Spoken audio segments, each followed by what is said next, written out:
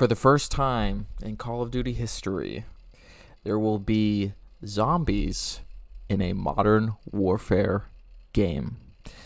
Now, the gameplay you're about to see here is modded Black Ops 3 zombies that shows off the potential of what we could get, but this all comes from this entire week of just a complete blowout of leaks and news surrounding COD 2023, which is now apparently Modern Warfare 3. And the prior video, you have to keep in mind, was speculation based on what we knew at the time.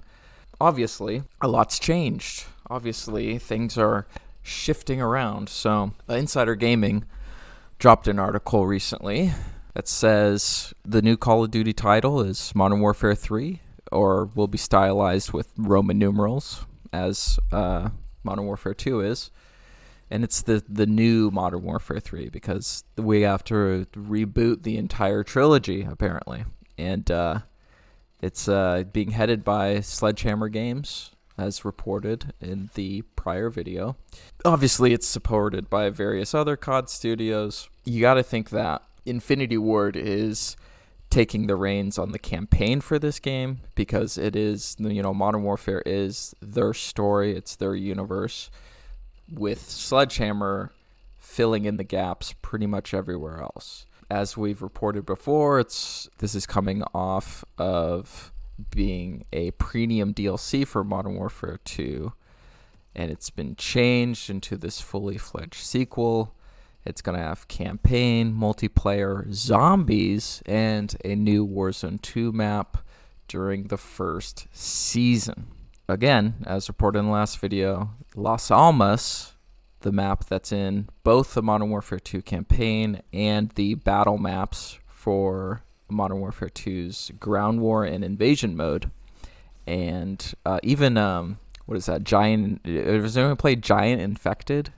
That also uses maps from Las Almas. It's going to be changed into a fully fledged Battle Royale map for Warzone. It's going to launch during Season 1 of that game, which is going to be at the beginning of December. And then the co-op mode is going to be zombies, and not just zombies, but essentially Outbreak Mode 2.0. So for those who haven't played Outbreak Mode, it was in Black Ops Cold War.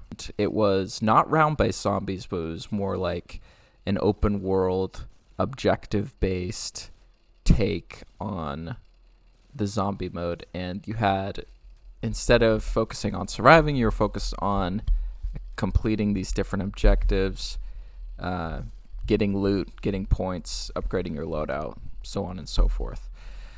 It's understood that Activision is currently weighing on the possibilities of making the mode either free-to-play or included with the $70 purchase of the title. I think this is what they were ruminating on with DMZ. They didn't know whether they wanted it to be a part of like the free-to-play Warzone experience, or if they wanted it to be you had to buy Modern Warfare 2 to play it at all. And it ended up being free-to-play.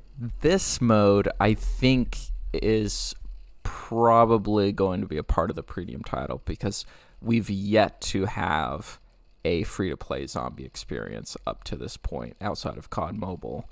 I just think they would want the co-op portion of the game to be as a part of the premium title, because that's how it usually goes. The premium portions of the game are the campaign, the multiplayer, and whatever the co-op is. I think this mode will be maybe not as fleshed out as Black Ops Cold War, because they don't have as much time, but I believe they'll put enough into it to where it'll be considered worth being part of this premium title. You won't see like a beta label slapped onto it, because that's what happened. That's what ended up happening with DMZ.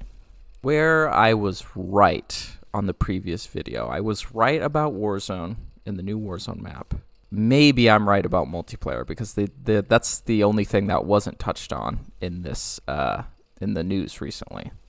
I still think we're gonna get a more classic multiplayer direction in terms of maps, in terms of changes to the gameplay, because it is Sledgehammer Games' project.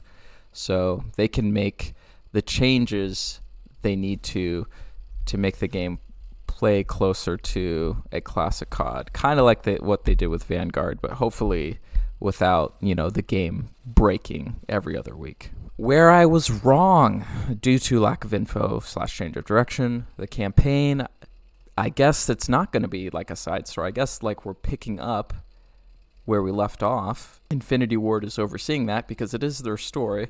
Who knows how long it will be or how much actual content there will be, if they'll have to like pad it out somehow, because you got to still think about the time constraints, because this is the first time we've had a COD game released back to back that's the same sub-series, right? Usually we change it up every other year. Development studios will change up every year. But this is definitely going to be one of the more rushed COD games, and they're all rushed really, but this one especially. Another thing I was wrong about was I speculated that it was just going to be Spec Ops because up until this point, Modern Warfare had never had a zombies mode. They're just saying, nope, we're doing it. This is a zombies mode, and it's going to be based on Outbreak, which has a lot of fans from Black Ops Cold War, and a lot of people like that mode. I view this as a good thing, ultimately, changing things up in that regard. I still think that Treyarch is not going to be pulled away from what they want to do with their zombies mode in 2024, and I think this is going to be different enough from round-based zombies to warrant it being like the main co-op mode of the game. That and like, the fiction of Modern Warfare just has a lot of cool weapons and vehicles that would gel really well with the Outbreak mode. So I personally think it's a good thing, this change of direction. And another thing is, this is not the first time that Sledgehammer Games has worked on Modern Warfare 3. You got to think about back in the day. Modern Warfare 2 2009 was complete turmoil in Infinity Ward, and the studio basically reset itself over the course of the development of Modern Warfare 3, and Sledgehammer had to step in that game to finish up the multiplayer. They had to finish up Spec Ops in that game. This is like oddly reminiscent of way back when in 2011 versus now. We have this rebooted universe and this COD 2.0, it's got to be integrated with Warzone and all this such. It's just amusing how things repeat after time. But I think this is indicative of Activision's direction, that there are no more COD games that aren't Modern Warfare or Black Ops after the failure of Vanguard. And really after like Advanced Warfare, Ghosts, World War II, and Vanguard didn't exactly meet the expectations of Activision. With this rebooted universe that is like combining Modern Warfare and Black Ops, I think those are the only two games you're going to see going forward. Just going back and forth between those. That's their direction. That's their decision. I think it's largely indicative of lack of creativity, but, that's an industry-wide problem, not just Activision. Another big leak that came out comes from Dexerto. They talked with Infinity Ward about creative mode and mod tools, and they essentially said the game's, it's too big, it's too complex, it's a photorealistic game, it's just not something we're able to do. That's essentially what they said, and I think this is just cope. Because this feels like definitely something they were testing, they were experimenting with after the success of Fortnite Creative and like kind of where the industry is going. And Activision stepped in and said, no, we are relying on content droughts. We're relying on really strict playlist curation because we want to have direct control of how many monthly active users come into the game and log in. Because if we don't have that control, then we don't have something positive to share with our shareholders, essentially. So that's just something they want total control over. A lot of decision making in Call of Duty is, by the numbers. Some say influenced by an algorithm of some sort. which is pretty believable. You know, it is kind of the biggest game. They have the most advanced, you know, player metrics in the industry. So the fact that they want to optimize it that way is disappointing, but not surprising, ultimately. And then I suppose the only thing that's not mentioned outside of multiplayer in these leaks is DMZ. You know, what does the future hold for DMZ?